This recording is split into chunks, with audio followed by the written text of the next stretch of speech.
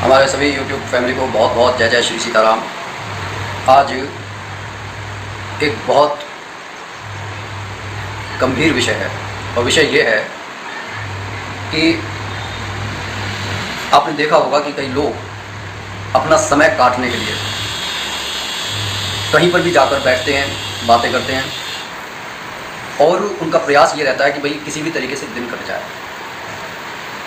ये समस्या बच्चों में, जवान में, बूढ़ों में बिल्कुल एक रोग की तरह फैली हुई है।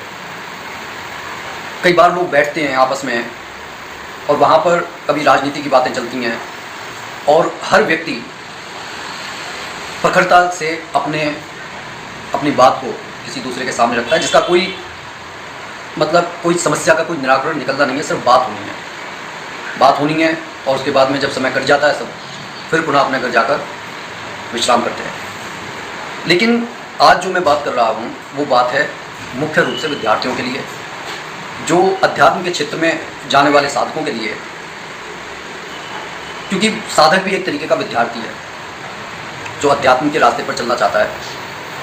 अब अगर अपने लक्ष्य से भटककर हम हर बात का जवाब देने के लिए अपने आप को प्रोत्साहित करने लगेंगे तो होता यह है कि धीरे धीरे जो हमारा मुख्य लक्ष्य है उससे हम भटकने लगते हैं। इसीलिए शास्त्रों में ये कहा गया है कि अच्छा बोलिए, सोचकर बोलिए और जहाँ पर बोलने की आवश्यकता ना हो वहाँ पर चुप रहिए। कहने का ये अर्थ है कि मौन धारण करना भी सीखना चाहिए। सिर्फ बोलना आना चाहिए ये कोई बहुत बड़ी बात नहीं है। सबसे बड़ी बात यह है कि क्या हमारे को चुप रहना आता है। एक साधक जिसका एक लक्ष्य है उसे ये मालूम होना चाहिए कि मौन की शक्ति बड़ी प्रखर होती है। जब हम बेवजह कुछ भी बोलते हैं तो हमारी ऊर्जा का क्षय होता है और उस समय जब हमारे को अपनी ऊर्जा का असली इस्तेमाल करना होता है तब हमारे पास वो ऊर्जा होती नहीं है। और जब हम इस ऊर्जा को बचा कर रखते हैं तो हमारे पास में स्वयं शब्दों का चयन करने की आज़ादी होती है। आप कहेंगे कि भाई ऐसा कैसे पॉसिबल है। ऐसा पॉसिबल इस तरह है कि जो व्यक्ति मौन को धारण करेगा, इसका अर्थ यह है कि उसके पास में अपने लक्ष्य को लेकर एक पूरा का पूरा एक मैप है जिस पर वो चल रहा है। और उस मैप पर चलने के लिए वो जितना अपनी जिज्ञासा को शांत करने के लिए जितना भी स्वाध्याय कर सकता है या किसी से मार्गदर्शन ले सकता है वो उस कार्य में पूरी तरीके से निपुणता हासिल करने की कोशिश कर रहा है।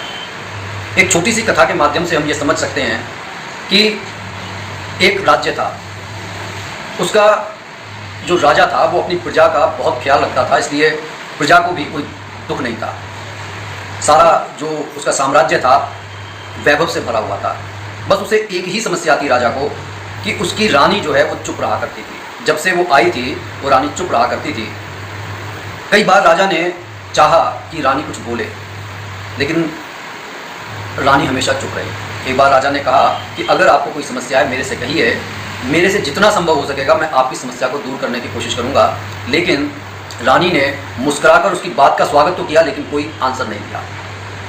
अब ये बात जब पूरे राज्य में फैल गई कि रानी राजा से बात नहीं करती है, वो चुप रहती है, तो तरह तरह की बातें होने लगी कि रानी के ऊपर कोई भूत प्रेत का साया है या फिर उसका अतीत बहुत काला है। तमाम तरीके की जितने मुँह उतनी बातें। एक बार तो वहाँ के राजदूतों ने यहाँ तक कह दिया कि इस राज्य में किसी वैभव की कमी नहीं है, राज्य धन धान्य से परिपूर्ण है, लेकिन रानी नहीं बोलती। इसका अर्थ यह है कि रानी इतने समृद्ध राज्य में प्रसन्न नहीं है। उसके ऊपर बहुत सारी पक्तियाँ कसी गईं लेकिन रानी चुप रही। हालांकि राजा को बहुत क्रोध आया लेकिन वह अपनी मुट्ठियों को भींच कर रह गया। उसने सहनशीलता का प्रदर्शन किया लेकिन एकांत में जाकर उसने रानी से कहा कि आज आपकी गरिमा पर प्रश्न चिन्ह उठाए गए लेकिन आपने कोई जवाब नहीं दिया, कोई भी आपने प्रतिरोध नहीं किया, मुझे अच्छा नहीं लगा। लेकिन रानी ने पहली बार राजा को एक लाइन में उत्तर दिया कि बोलने से ज़्यादा मौन से दिया गया उत्तर प्रखर होता है। राजा को महसूस हुआ कि रानी कोई साधारण मनुष्य नहीं है, इसके पास में दुता की चरम सीमा को ये प्राप्त कर चुकी है, तो वह उसके इस उत्तर से शांत हो गया। कुछ दिनों के बाद में दूसरे राज्य ने जब राजा के राज्य पर चढ़ाई की और हर जगह राजा की सेना हारने लगी, उस समय रानी ने राजा को एक पत्र लिखकर कहा कि मैं अपने सेनापतियों से कुछ बात करना चाहती हूँ, अगर आप आज्ञा दें तो। राजा ने स्वीकारोक्ति दे दी और अगले दिन रानी ने सभी सेनापतियों से कहा कि हमारी युद्ध पद्धतियाँ पुरानी पड़ गई हैं, इसलिए दुश्मन सेना इस चीज़ को भाग गई है कि हमारा अगला कदम क्या होगा। इसलिए इस समय हमारे को एक नई युद्ध पद्धति पर विचार करना चाहिए। रानी की इस बात पर सभी ने विचार किया और रानी ने इस समस्या का समाधान ये बताया कि हमें छद्म सैनिक तैयार करने चाहिए। छद्म रणनीति ये तैयार करें कि हम शत्रु सेना से मानो डरकर भाग रहे हैं और जिस दिशा में हम डरकर भाग रहे होंगे वहाँ पर जब शत्रु सेना हमारा पीछा करते हुए आएगी तब हम इस तरीके से एक पद्धति तैयार करें कि शत्रु सेना को घेरते हुए हम उसको आत्मसमर्पण करने के लिए मजबूर कर दें। सेनापतियों को रानी की बात सही लगी और इस तरीके से उस युद्ध को जीता गया। राजा ने रानी से कहा, आपके पास इतनी विद्वता है लेकिन आप इतने दिनों तक मौन क्यों नहीं? रानी ने कहा कि कुछ कहने का की सार्थकता तभी होती है जब सही समय पर सही बात की जाए, और निरर्थक रूप से बात करने का ये अर्थ है कि हम अपनी उस ऊर्जा का क्षय कर रहे हैं जिसकी कोई उपयोगिता नहीं है। जब मंत्रियों की सभा बैठती है उस समय राजा अगर एक एक शब्द सोचकर बोलता है तो उसका असर पड़ता है। बिल्कुल उसी तरीके से इस कहानी की तरीके से हर एक विद्यार्थी को अपने जीवन में खेल कूद के साथ में मौन को भी उतनी